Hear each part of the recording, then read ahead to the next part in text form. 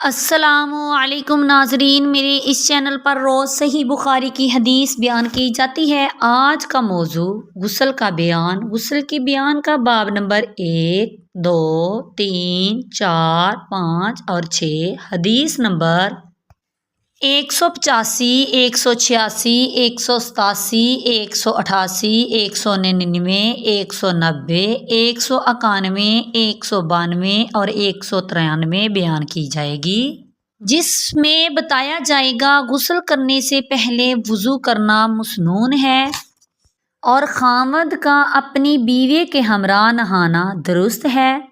1 سا یا اس کے لگ بھگ پانی سے غسل کرنا، جس نے اپنے سر پر 3 بار پانی بہایا۔ اس نے نہاتے وقت حلاب یا خوشبو سے ابتدا کی۔ اس کا ذکر جماع کے بعد بغیر غسل کیے پھر جماع کرنا۔ ان بابز کی پوری حدیثیں سننے کے لیے میرے چینل سے جڑے رہیے اور ویڈیو کو اینڈ تک لازمی دیکھیں۔ صلو علی الحبیب صلی اللہ تعالی علیہ وآلہ وسلم۔ بسم اللہ الرحمن الرحیم۔ باب نمبر 1، حدیث نمبر 185۔ غسل کرنے سے پہلے وضو کرنا مسنون ہے۔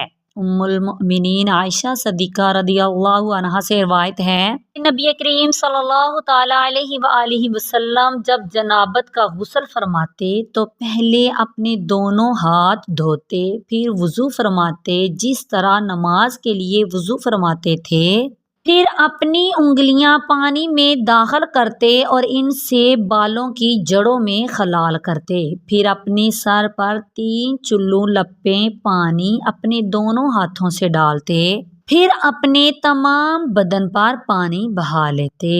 اسی باب کی دوسری حدیث، حدیث نمبر 186۔ ام المؤمنین میمونہ رضی اللہ عنہا کہتی ہیں کہ رسول اللہ صلی اللہ تعالی علیہ وآلہ وسلم نے غسل کے وقت پہلے وضو فرمایا جس طرح نماز کے لیے آپ صلی اللہ تعالی علیہ وآلہ وسلم کا وضو ہوتا تھا، سوا دونوں پاؤں کے دھونے کے، اور اپنی شرمگاہ کو دھویا اور جہاں کہیں نجاست لگ گئی تھی اسے بھی دھو ڈالا، پھر اپنے اوپر پانی بہا لیا، اس کے بعد اپنے دونوں پاؤں کو اس جگہ سے ہٹا لیا اور ان کو دھو ڈالا۔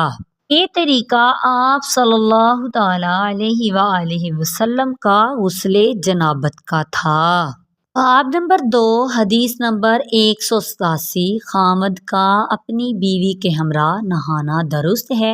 ام المؤمنین عائشہ صدیقہ رضی اللہ عنہا کہتی ہیں، میں اور نبی کریم صلی اللہ تعالی علیہ وآلہ وسلم ایک برتن سے یعنی ایک قدح ٹب سے، جس کو فرق کہتے ہیں، غسل کیا کرتے تھے۔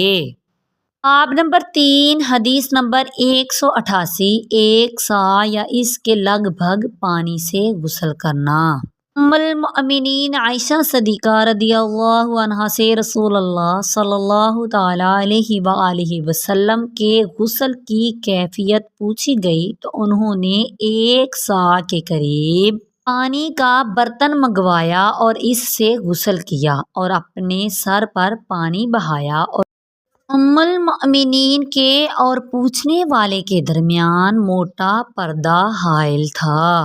اسی باب کی دوسری حدیث، حدیث نمبر 199۔ سیدنا جابر بن عبداللہ رضی اللہ عنہ سے ایک شخص نے غسل کے بارے میں پوچھا کہ کس قدر پانی سے کیا جائے تو انہوں نے کہا کہ 1 سا پانی تجھے کافی ہے۔ ایک شخص بولا کہ مجھے کافی نہیں ہے، تو جابر رضی اللہ عنہ نے کہا کہ 1 سا پانی اس شخص کو کافی ہو جاتا تھا جس کے بال تجھ سے زیادہ گھنے تھے اور تجھ سے بہتر بھی تھا، یعنی رسول اللہ صلی اللہ تعالی علیہ وآلہ وسلم۔ پھر جابر رضی اللہ عنہ نے صرف ایک کپڑا پہن کر نماز میں ہماری امامت کی۔ باب نمبر 4، حدیث نمبر 190۔ جس نے اپنے سر پر 3 بار پانی بہایا۔ سیدنا جبیر بن معتم رضی اللہ عنہ کہتے ہیں کہ رسول اللہ صلی اللہ تعالیٰ علیہ وآلہ وسلم نے فرمایا، میں تو اپنے سر پر 3 مرتبہ پانی بہاتا ہوں۔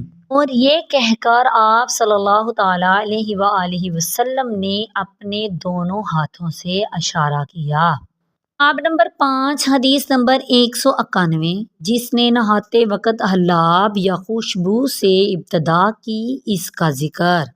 ام المؤمنین عائشہ صدیقہ رضی اللہ عنہ کہتی ہیں کہ نبی کریم صلی اللہ تعالیٰ علیہ وآلہ وسلم جب جنابت سے غسل فرماتے تھے تو کوئی چیز مثل حلاب وغیرہ کے لگاتے تھے اور اسے اپنے ہاتھوں میں لے کر پہلے سر کے داہنے حصہ سے ابتدا کرتے، پھر بائیں جانب میں لگاتے تھے، پھر دونوں ہاتھ اپنے سر کے درمیان میں رگڑتے تھے۔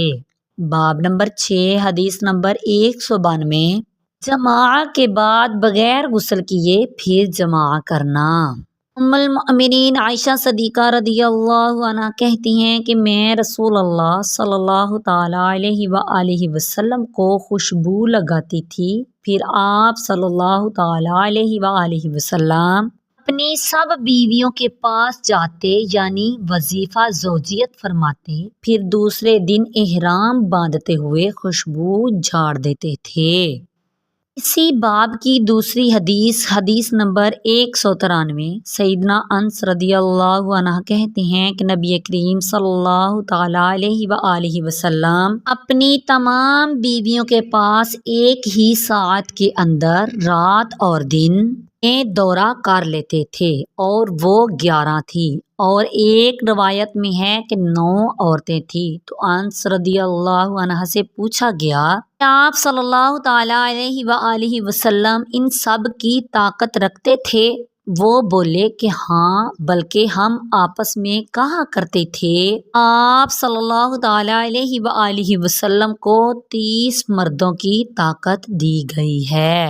اور میری آنے والی ویڈیو میں غسل کی بیان کا باب نمبر 7، 8، 9، 10، 11 اور حدیث نمبر 194، 195، 196، 197، 198 اور 199 بیان کی جائے گی، جس میں بتایا جائے گا جس شخص نے خوشبو لگائی اور پھر غسل کیا اور خوشبو کا اثر باقی رہ گیا۔ غسل میں بالوں کا خلال کرنا ضروری ہے۔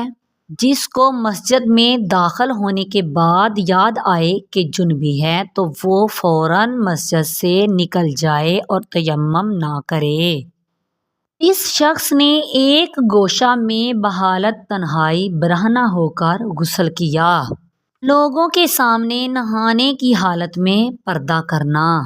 ان بابز کی پوری حدیثیں سننے کے لیے میرے چینل کو سبسکرائب کریں، اور ویڈیو اچھی لگی تو لائک کریں۔ شکریہ۔ آمین بجاہ النبی الامین۔